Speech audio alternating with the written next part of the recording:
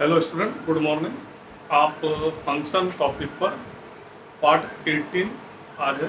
आज हम लोगों का पार्ट 18 है। इससे पहले हम लोगों ने 1 to 17 पार्ट पर डिस्कस किया है और हम लोगों का लास्ट टॉपिक आप जानते हैं कि हम लोगों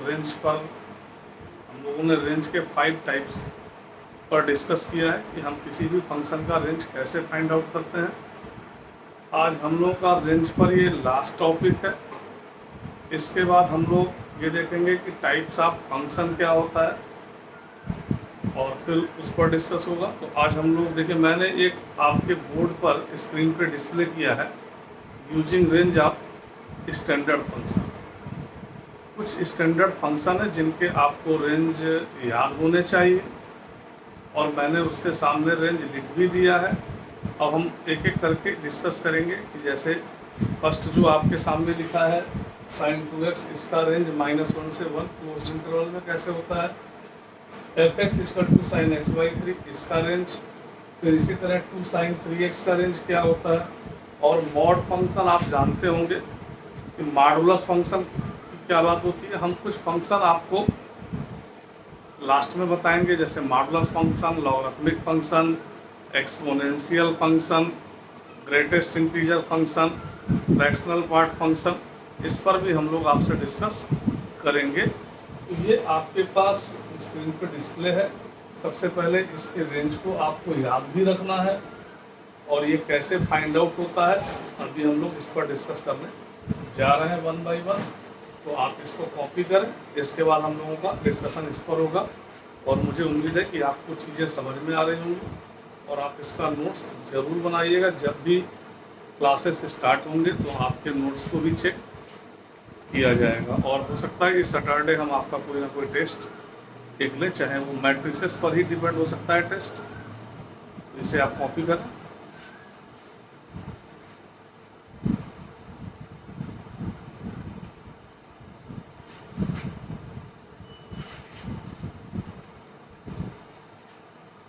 आइए अब हम लोग पहला जो हमारा है sin 2x, इसका क्या रेंज होता है हम लोग इस पर डिस्कस करते हैं। तो आपको पहले ये ध्यान रखना है कि sin x का क्या रेंज होता है और मैंने आपको sin x का ग्राफ भी बताया है, उसका डोमेन और रेंज दोनों बताया है। तो आपने पहले को जब सॉल्व किया तो fx पहले आप देखिए, आपको याद भी होगा कि ग्राफ ऑफ sin x और sin x का जो डोमेन होता है वह r होता है और जो sin x का रेंज होता है वो -1 से 1। और आपको sin x का ग्राफ याद होना चाहिए। आपने कहा था ये 1, ये -1, 0, π/2, पाई, 3π/2, 2π। और इधर आएंगे तो -π/2, -π, -3π/2,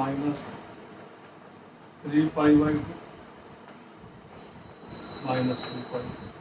इसीलिए आपको मैंने शुरुआत में ही ट्रिग्नोमेट्रिकल ग्राफ्स सिखाए थे क्योंकि उनका यूज रेंज में करते हैं। और आपने एक मेथड भी पढ़ा था कि ट्रिग्नोमेट्रिक ग्राफ से भी हम रेंज फाइंड आउट करते हैं। तो आप जानते हैं sin 0 की वैल्यू 0 और sin π/2 की वैल्यू 1। तो ग्राफ इस तरह से बनता है और ये ऐसे।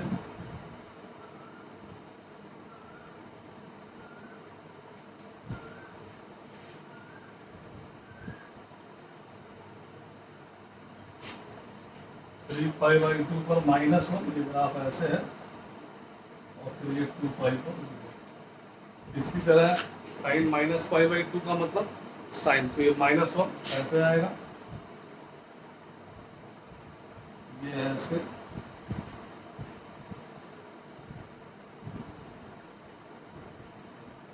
तो ये sin x का जो रेंज होता है वो आपको मालूम है -1 to 1। मैंने कहा था रेंज हमेशा y एक्सिस पे होता है, हाइट मतलब रेंज, और x एक्सिस का मतलब होता है आपका डोमेन। अब हमें तो sin 2x फाइंड आउट करना है। तो देखिए हम sin 2x इसे कॉपी कर लें आप।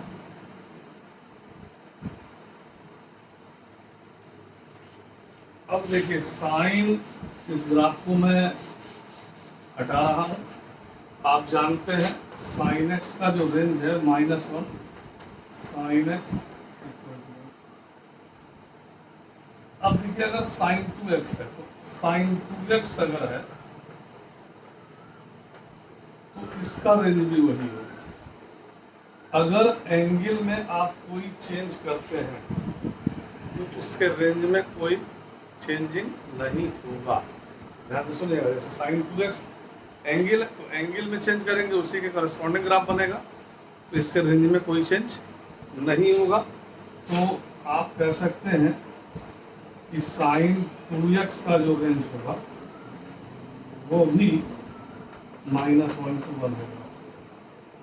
आप इसे ऐसे भी समझ सकते हैं, पहले कॉपी करें।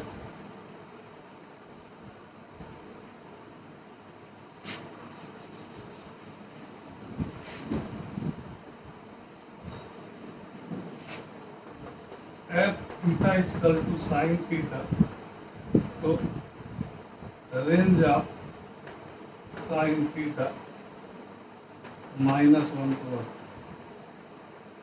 एनी रियल एंगल, कोई भी रियल एंगल हो, थीटा हो, 2 थीटा हो, 3 थीटा हो, 4 थीटा हो, θ/2 हो, तो सबका जो रेंज होगा वो -1 से 1 होगा। तो अगर साइन के आगे के एंगल को चेंज करते हैं तो इस पर कोई फर्क नहीं पड़ता है।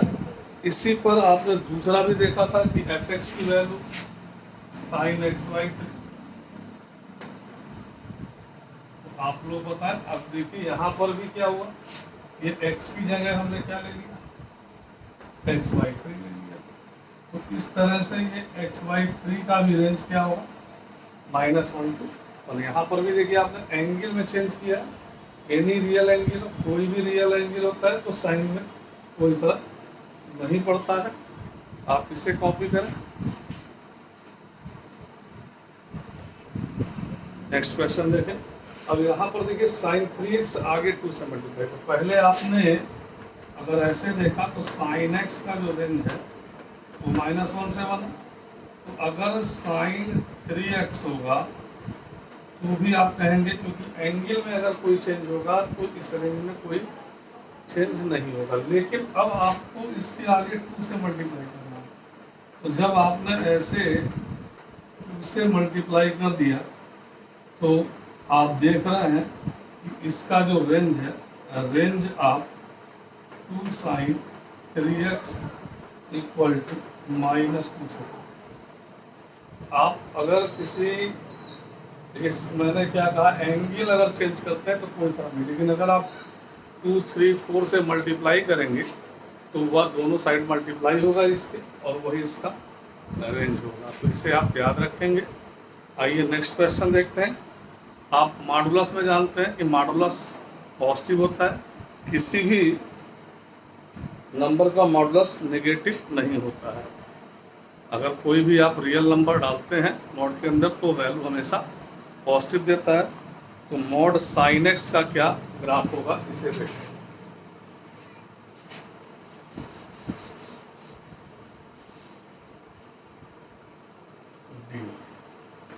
मॉड साइन एक्स, आप जानते हैं साइन एक्स का रेंज ये होता है। अगर हम मॉड लेते हैं तो आप इस बात को जानते हैं कि -1 किसी भी मॉड की वैल्यू नेगेटिव नहीं होगी, इसलिए यहाँ पर हम क्या लेंगे, 0 लेंगे। तो जो साइन 2x का, साइन x का जो मॉड साइन x का जो रेंज होगा वो क्या होगा, 0 से 1। क्लियर है। आइए इसके बाद हमारा 10x, sec x 10x से आप कॉपी करें। नेक्स्ट 10x,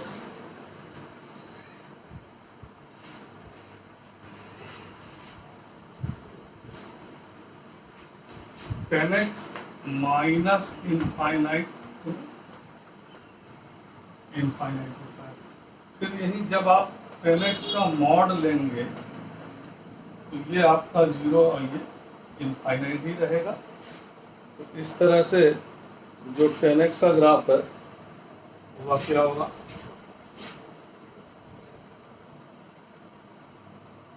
जीरो टू और सेम पैटर्न पर आपका sec x।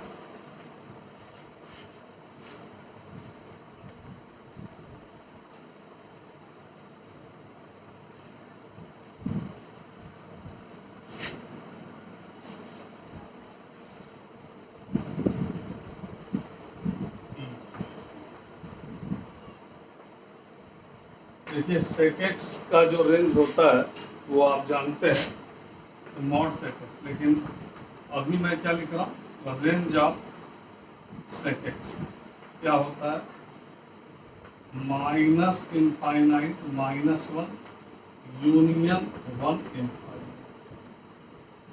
ये आपका sec x का ग्राफ है, क्लियर है।